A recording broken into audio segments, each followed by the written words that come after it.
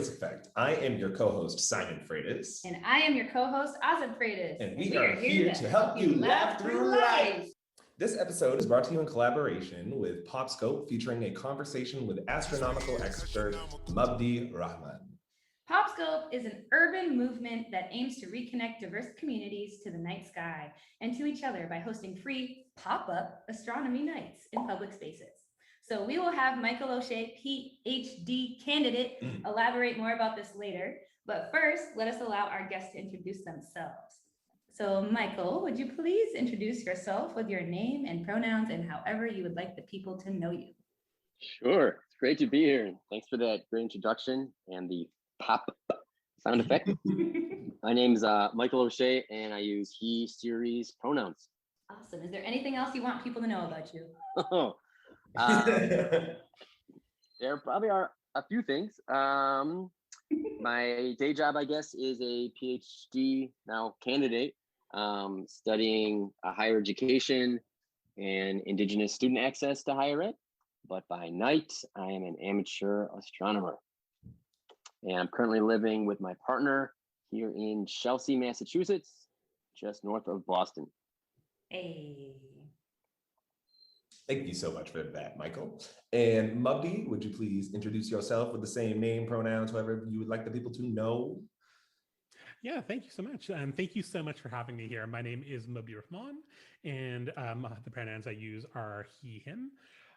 And I am an astronomer. I run a company called Sidrod Research, and I love all things astronomy and space, and especially being able to talk to people about the stories and figure out what the stories are beyond our atmosphere. Awesome. Super excited to hear everything you're going to talk about today. Yeah. And thank you both for introducing yourselves. So, Michael, would you please tell the people what PopScope is all about? Please tell the people. Sure.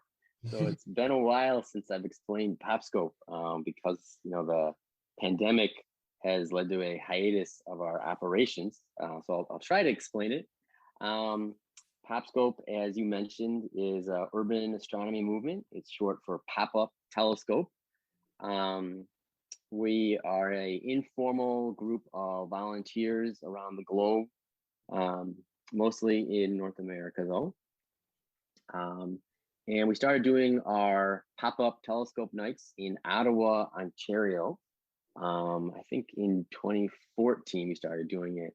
And it really just started as two friends setting up a telescope on a street corner one night, and we happened to strike up a conversation with a neighbor who knew a lot about Jupiter's moons. So next thing we knew, on this frigid, cold night, but our neighbor and later new friend told us all about Jupiter's moons.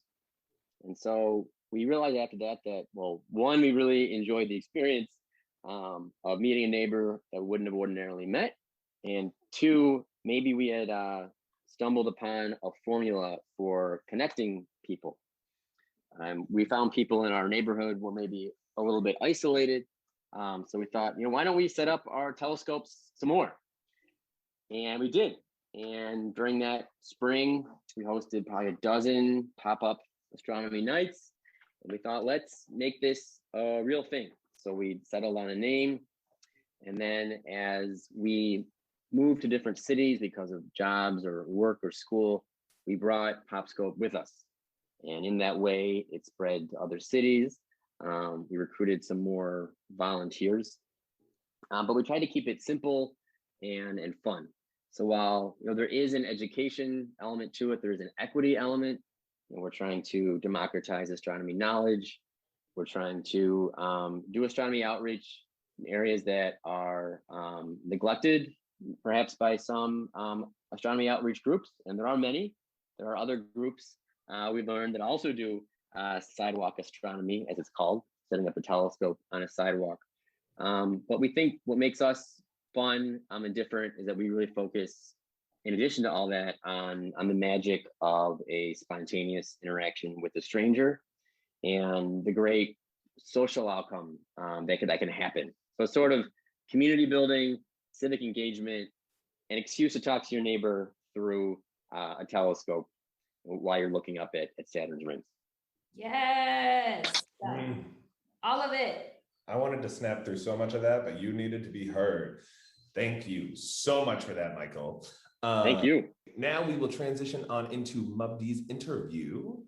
Hi there. Hello. The first question is, well, actually, let's start with a definition. The Merriam-Webster Dictionary defines astronomy as the study of objects and matter outside the Earth's atmosphere and of their physical and chemical properties. How do you define astronomy? I mean, I think one of the big things for me is astronomy is about stories. And I think astronomy really for me is about telling some of the grandest stories in the universe, of figuring out how it all works and what is, what are some of the biggest things and how they interact and how they formed everything that we now see to this very, to this very day. And every, how the cosmos and the stars and the galaxies that are all out there, how they actually kind of conspired at some level to form and affect what we, the objects that we interact with, matter that we have here on Earth. And that's astronomy to me in a nutshell. It's about making, understanding those stories. What got you interested in astronomy? Yeah, well, at the age of 2, I was one of the ones who, most other kids wanted to be like, I don't know, a fire person, a firefighter or a banker or something like that. And I was the kid that wanted to be an astronomer, and everyone's like, what's an astronomer? But no, I always wanted to do it. One of my first memories is of actually sitting on my uncle's shoulder while during a lunar eclipse back, I guess that would have been like 1986-ish. Very vague memories of it. I was super young, obviously. But from that day and from that memory, I've always realized that I wanted to understand what was going on there and be able to show people. And I remember seeing like people gathered in our little, I mean, it was basically back then it was sort of social housing that we were living in Toronto. And but people came out and were all sort of staring at the moon. And that's something that I, just remember vividly. It captivated everybody, even though, not necessarily, it wasn't something that everyone knew was happening. I have some beautiful imagery from all of that. Thank you so much. Oh my gosh, that was beautiful. Yeah, this is, oh my God. Starting off this interview strong. So strong. Yes, I'm loving this. So I feel like you've mentioned, like the next question I kind of said, like, why should we care about astronomy? Like, I feel like you said a lot about like, or you kind of mentioned before a little bit about how it affects us. So could you go in a little bit more about that? Yeah, I mean, I think one of the great things about astronomy is it's just, it really is about the way the universe works and trying to understand just one of the big challenges of understanding how the world works is that it's inherently complex, and it's a beautiful complexity, right? Like we want the world to be complex. It's, there is so much wonder in the diversity of how things operate in, here on Earth. And that goes on with like human systems. Human systems are inherently complex, and that's partially what makes them beautiful. But what makes that hard is it's hard to then understand some of the basic principles that are controlling it. Whereas when you take a look at something in space and there is, it's very large and there's only a few kind of physical forces that are affecting it, you can better understand those physical forces. You can better understand what's happening on those large scales. And impressively, even with some of the simplest things, when you just have gravity, right? Like gravity alone can produce incredible complexity through that. So I think, one of the important things about astronomy is realizing just how even the most simplest of laws and the simplest of rules, inherently creates complexity. And that's so crucial to understanding where we are and who we are at some level. Mm.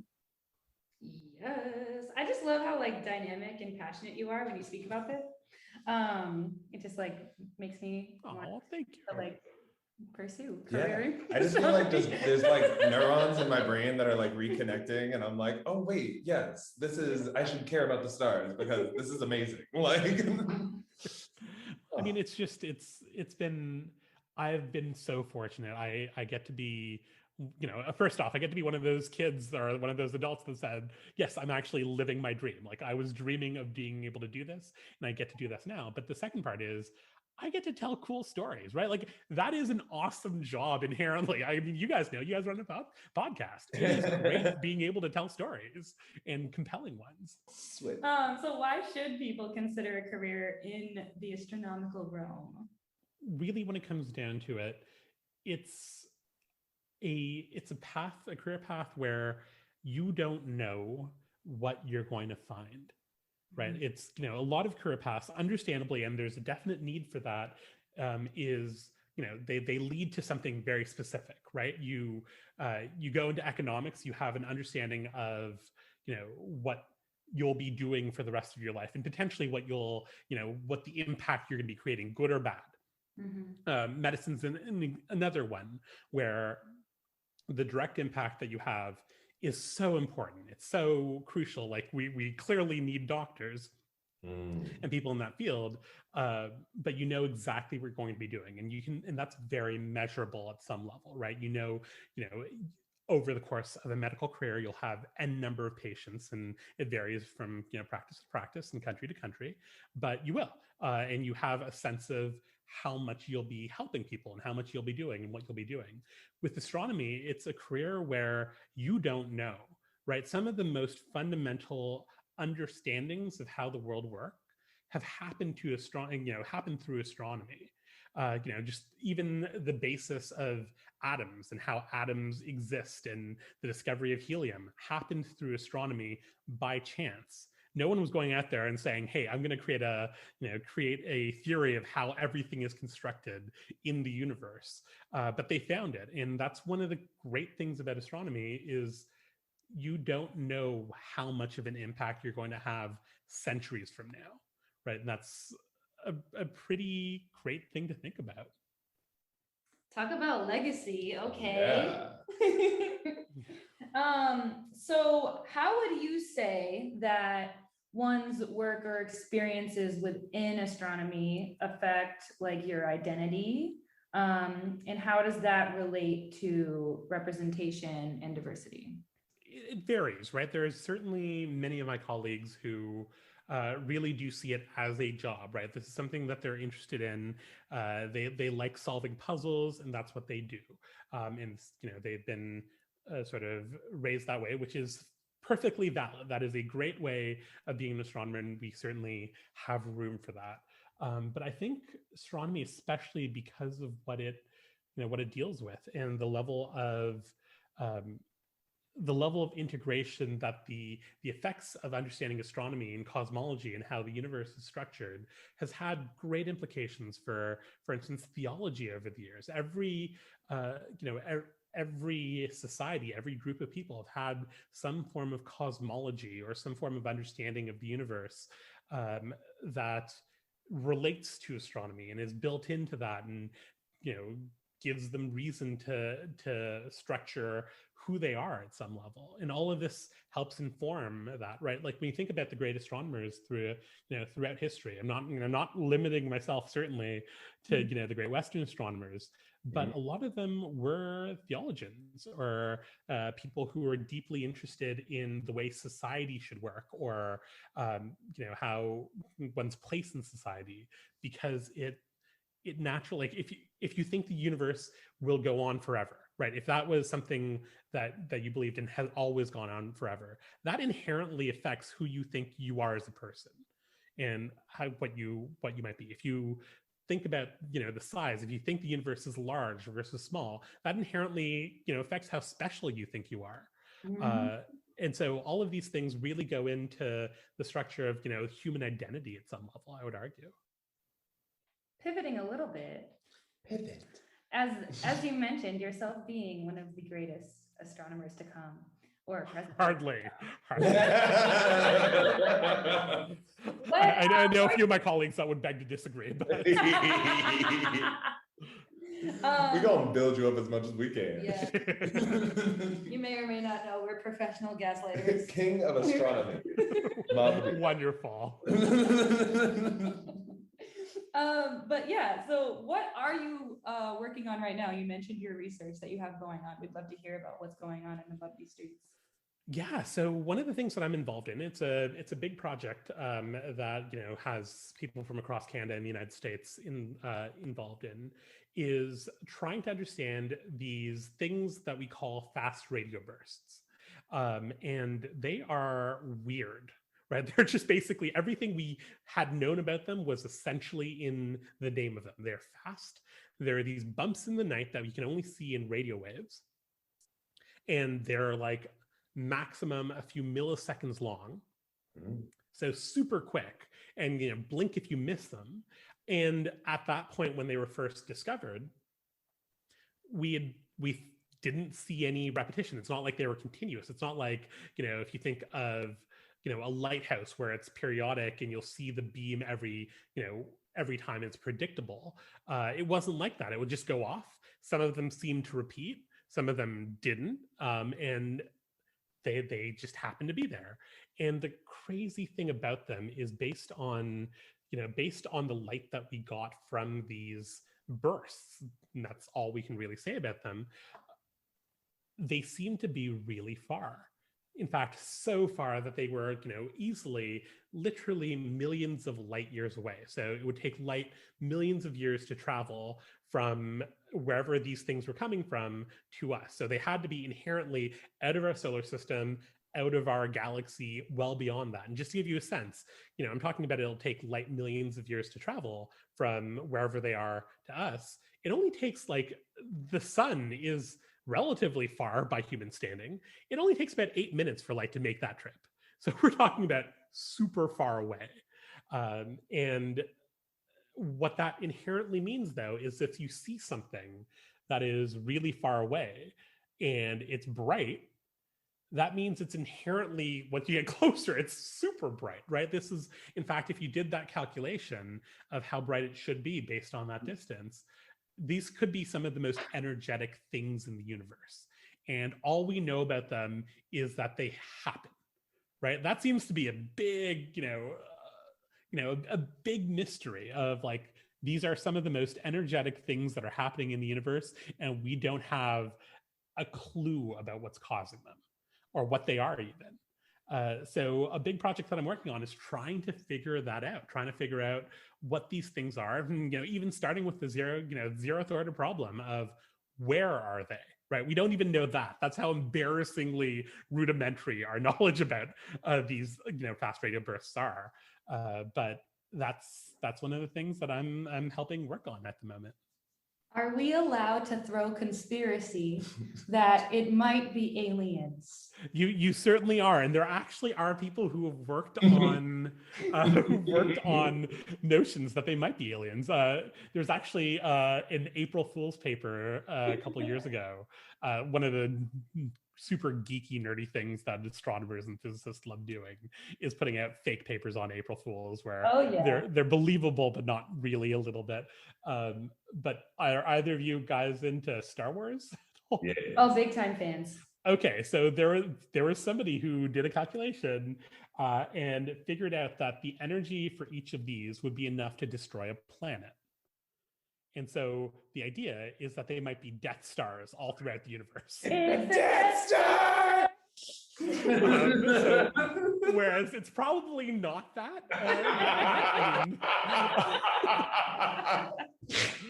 But it's crazy. And what the great thing is? That whatever the solution happens to be, or the solutions, there's no reason that it has to only be one thing. It's going to be something we probably didn't realize, and something more interesting that almost often brings up more mystery. And that's the cool thing about it, is that every answer brings more questions. That is amazing. I'm so excited to see what you find out. Oh my gosh. I swear to God, if Darth Vader shows up, I'm gonna be mad, but like, don't worry, it's in a galaxy far, far away, a long, long time ago, right? So they're gonna stay there. Like, that's right. But the crazy thing to think about is that if we're seeing them now, and we know that light has traveled millions of years to get there, that means that event happened millions of years ago. And that's just always been funky to think think about. Events. So speaking of events, we have knowledge from you that there's a solar eclipse coming. There is. Why do solar eclipses happen? So it's actually a really simple phenomenon, but it produces really epic results. Basically, one of the cool things that is just a consequence of gravity is that all of the planets, including our moon, are essentially in a flat disk, right? They could have been going in any which way direction, all over the place. But based on the way that our solar system is formed and the sun was formed, all of this exists in basically this plane in space. So it's essentially as if we're driving on a plate with the sun in the middle of it. So what that means is that regularly you'll actually have the sun or the sun being blocked out by the moon, which is a little more rare, or the moon being blocked out by the sun, the moon being blocked out by the Earth from the sun, which is a lot more common because the Earth is big and the moon is not. And so every once in a while, the moon will pass by, and most of the time it misses. Most of the time it misses the Earth's shadow, and almost always does the Earth miss the moon's shadow because the moon's shadow is so much smaller. But once in a while, you get an alignment. And you can actually calculate this, and people have been doing this for centuries at this point. Actually, I'd argue millennia at this point, where they've been able to calculate when does the moon actually, or when will the Earth catch the moon's shadow. And it's super rare. It happens, at any given place. It can be hundreds of years between times that it happens. But when it does happen, you actually have a shadow cast on the Earth. And so the day goes dark. And so this particular solar eclipse is an annular solar eclipse. And what that means is, whereas the moon is typically a little, about the same size as the sun in the sky, which is crazy to think about. There's no reason for that to happen. But if you take a look at the moon and you take a look at the sun, they're actually about, from our perspective, about the same size in the sky. But sometimes, based on the distance of the moon to the Earth, it'll look a little smaller than that, and sometimes it'll look a little bigger than that.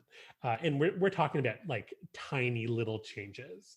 But that tiny little change means that in an annular eclipse, the moon looks a little smaller, and so you see the sun as this ring. It's going to be super dark in the place where you see totality, but you'll see this ring of fire around it.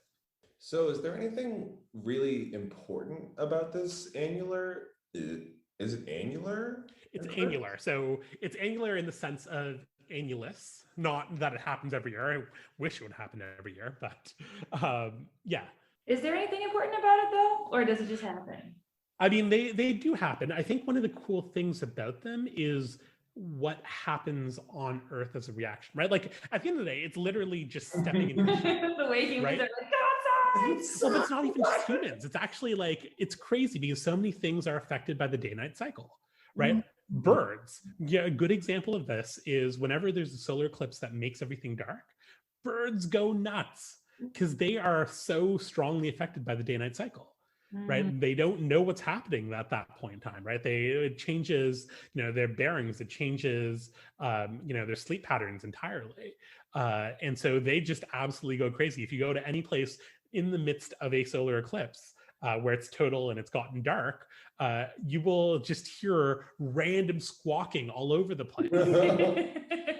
If anyone were to go try to look at this solar eclipse, where would you suggest people? So this one, unfortunately, is going to mostly be in the Arctic. So some of the groups that I've been working with actually have been working with especially Inuit groups up in the north of Canada, where they're going to see it in totality. So in the Canadian territory of Nunavut, you'll actually be perfectly primed to see it. But in a few years, in 2024, there's going to be one that comes smack dab right across North America. And that one's going to be a total solar eclipse. Finally. Yeah.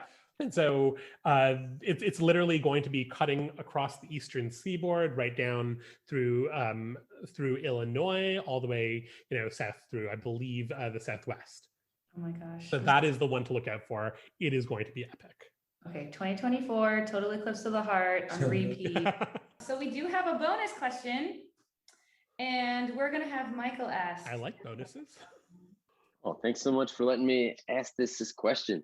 Well, you know. And it's great to talk astronomy. With the pandemic, we haven't been able to do any pop-up astronomy events, or our bread and butter. So it's so great to chat, even though we are virtual here. My bonus question is a question that Azeb and I, and maybe Simon, have been wondering, which is what causes the tides?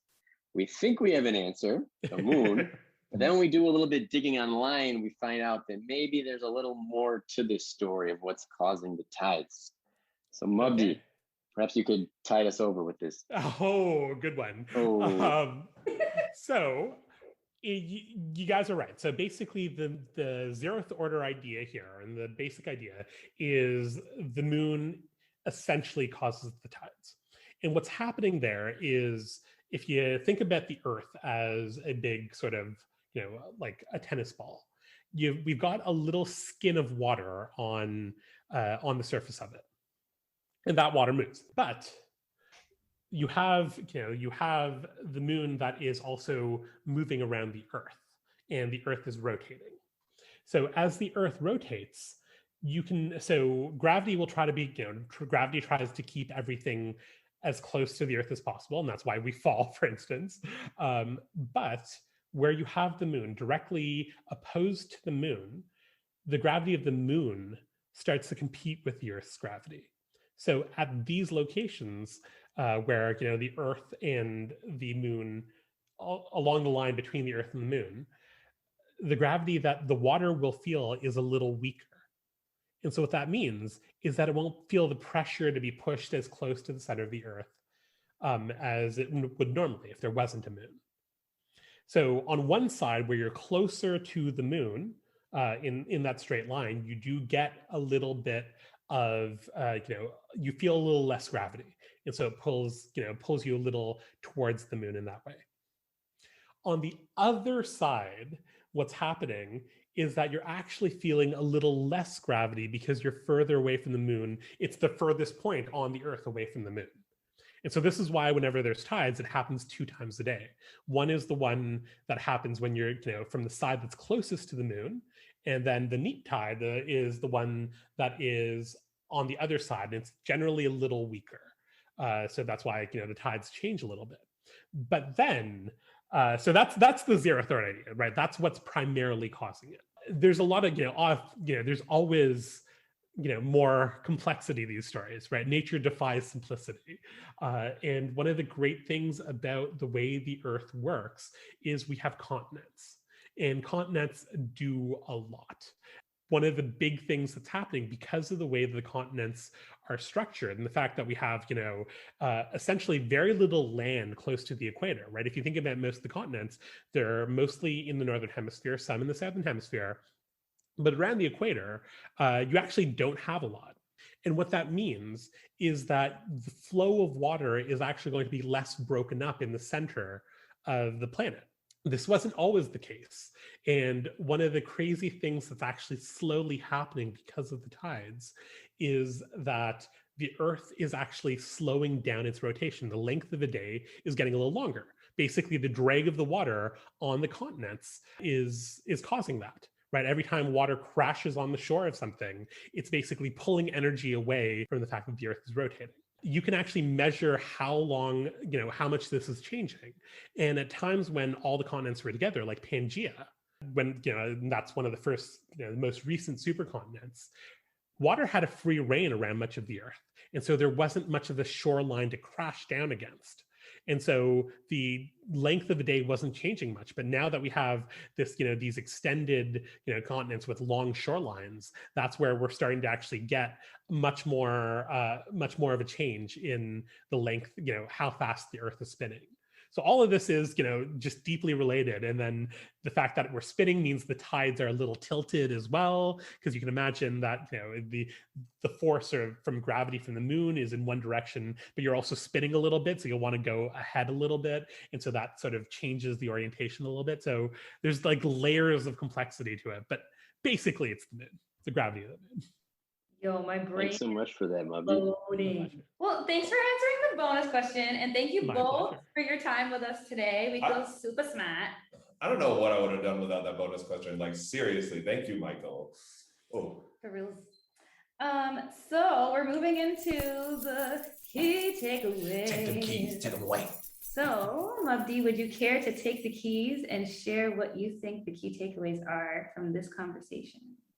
Sure. So I think the first key takeaway would be nature abhors simplicity, right? We often think about, nature's rules being, really simple, the law of gravity, the law of, electricity and electrodynamics and all this kind of stuff. But when you look at things deeper, there's always a more rich, complex layer to them. And that's why we're still working on astronomy. It's not been solved, hundreds of years ago. So that's I think my first key takeaway. I think the second key takeaway is think of the stories. At the end of the day, a lot of the things that we're trying to measure are an aim for a better understanding of the story of what's going on out there. That's really what interfaces humans between us and the natural world. It's not necessarily that we care about a very detailed, precise number that we're trying to measure. It's that we're trying to figure out what's going on the largest of scales and why things happen. And so it's all about stories in the same way that we talk about human stories. And then I think the last one I would throw in there is a lot of this, at the end of the day, astronomy affects who we think we are and what you think the universe is and what that is, how large that is, what's in it, what's going to happen to it, how did it start. That affects who we think we are and where we're going and what we should be doing. And that's, I think, one of the important things that I think everyone can take away from astronomy as a whole. Yes, hashtag astronomy. Astronomy. Okay, cool. So I mean, you guys clearly need to do the jingle for astronomy. That would be golden. You can't spell astronomy without an E. Capital. That's right. E. All right, y'all. So we're gonna do what we always do. We're gonna do our little sign off real quick. So be sure to like the episode. Share with friends. And follow us on social media. Leave a review with any feedback. Affirmations or Or topics. you want to hear on the show. thefreightesteffect@gmail.com. Thank you for listening. And have a great rest of your week. Beep.